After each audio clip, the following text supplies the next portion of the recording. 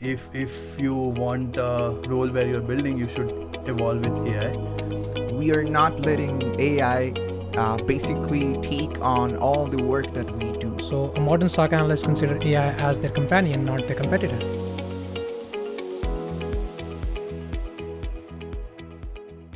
Welcome to Inside the Mesh. I'm Diego Ramirez, and today we have two very special guests, Yash Bhagwanani and Gurveer Singh. Welcome to the show, guys. Thank you. Thanks for having us, Diego.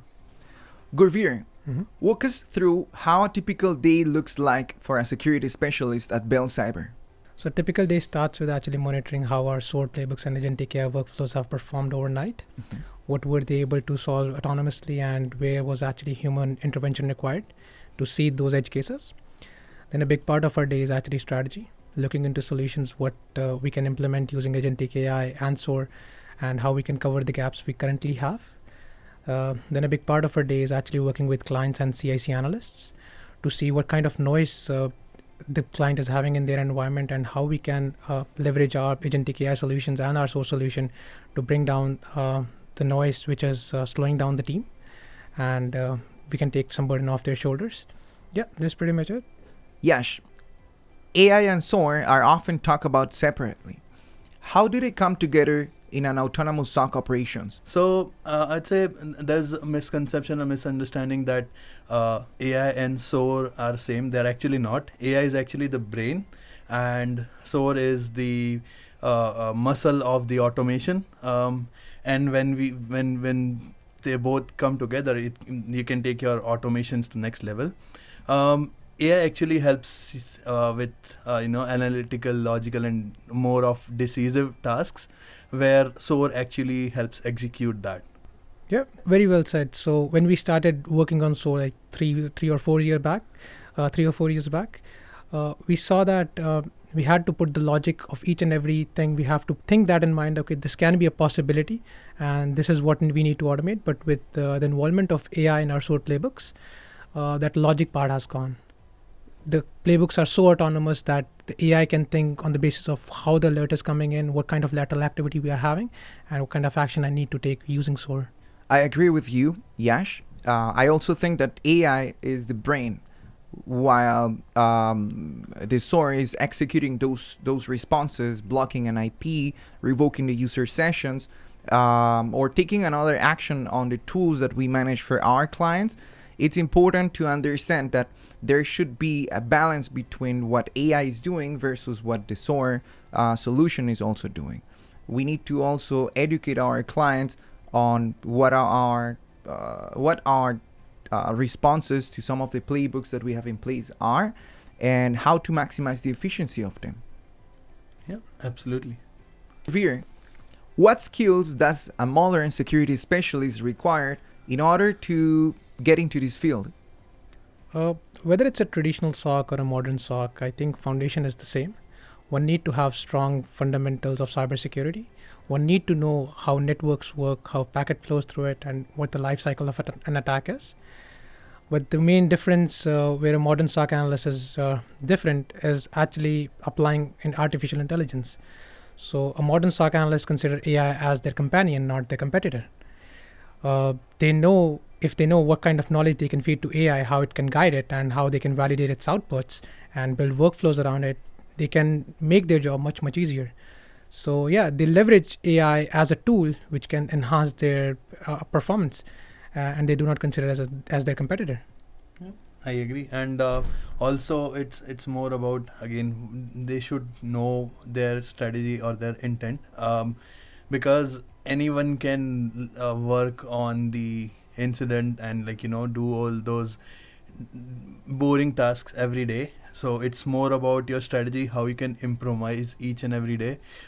It's not just about resolving the incidents. It's also about how we can mitigate or fine tune either the use cases or our workflows, which can be beneficial for our cyber intelligence center as well as the clients. Correct. So basically, a security specialist or a security analyst can no longer just work on tier 1 and tier 2 tasks, right? They need to innovate. They need to think about strategies that will take their role to a different position and basically they also need to think about how can they maximize their efficiency without sacrificing the quality of what they are doing, right? Exactly. Yeah. Yash, what's a common misconception people have about working in an AI-driven SOC? So I would say the most common misconception about AI is that it replaces people, but honestly, it does not. It actually eliminates repetitive triaging, false positive alerts, and it helps the analyst focus more on higher level of the incidents. And the security specialists are still so much in control now, and they can actually focus on their productive tasks. Yep, I agree for sure. So it actually empowers an analyst or a security specialist. It gives you out the information you need right away so that you don't need to jumble over 6 different tools to get what is related to just one incident, right? So it actually empowers an analyst or a specialist to do their job. It's not there to replace you, it's actually to empower you. Correct. I Yeah. think the same. I don't think that AI is gonna replace humans just like that, unless humans are taking on repetitive tasks that add no value to the operations, right? Yeah. Then if you fall under this practice, you need to think about how to elevate your work by using AI as a tool. And you need to start thinking outside the box. You need to create strategies. You need to help people. You need to help building new processes that introduce AI as a must. You know, Jawad always used to tell us that back in 1990, when computers came in, everybody used to think, okay, computer is going to replace everyone. But what happened eventually was computer made up more jobs because you need more doors to make its backend development and stuff, right? So actually, it's an advent, it's a new revolution which is coming, and whosoever is ready to actually adapt that is going to survive, right? Correct. Yeah. And also, the world has started to rely on technology. I would say few years ago, no one knew about cybersecurity, or no one had any awareness of how important security is. But the world has relied so much on technology that people need it, and they should be aware of what attacks are going on around the world. Correct. Gurveer, Mhm. for someone listening to this podcast who wants to work in an automated solution like Bell Cyber's autonomous SOC, what should they be excited about? I think they should be excited about the impact they'll have on the industry. You know, previously there used to be such big chains, SOC analysts just triaging the incident and they escalating it to the client, and the client network team taking like days or 2 days to just block an IP. But right now you just see the autonomy which we bring with autonomous SOC. AI is actually triaging the incident for you guys. AI can make a decision, track a lateral movement, and if any action has to be taken, it will take right away. So the containment from the like a 3-day process has been brought down to 5 minutes. So why not implement that? Yeah, and I'd say it's more about the role. It's more a role where you're constantly learning. AI evolves, world evolves, and so do we. And I've heard many a times our CEO John Menezes saying that if you want a role where you're building, you should evolve with AI. So that's what I would say. Autonomous SOC is a good place to be. Correct. You should continue educating yourself on best practices while using AI and SOC solutions, right? I agree with Gurveer. You mentioned something that is really important. 5 years ago, not even that, 3 years ago, we used to call our clients and notify them about a malicious IP hitting some of their assets in their internal networks. And the process of triaging and containing the threat and eradicating the threat completely used to take, I don't know, many hours, right? 12 hours, 25 hours. If it was a weekend, we needed to wait until the clients actually acknowledged the incident and took the appropriate actions. We no longer need to fall under that practice because it's outdated, right? If there is something that is critical that require immediate containment, we will take the action within 5 minutes and we will kill the risk. And that's pretty much Bell Cyber's goal when it comes to implementing these automated solutions. And even before the AI agents, when we just had SOAR and we started with mitigating the threats within the 5 minutes time to containment. That time also we had a predefined threshold where the IP is malicious or not.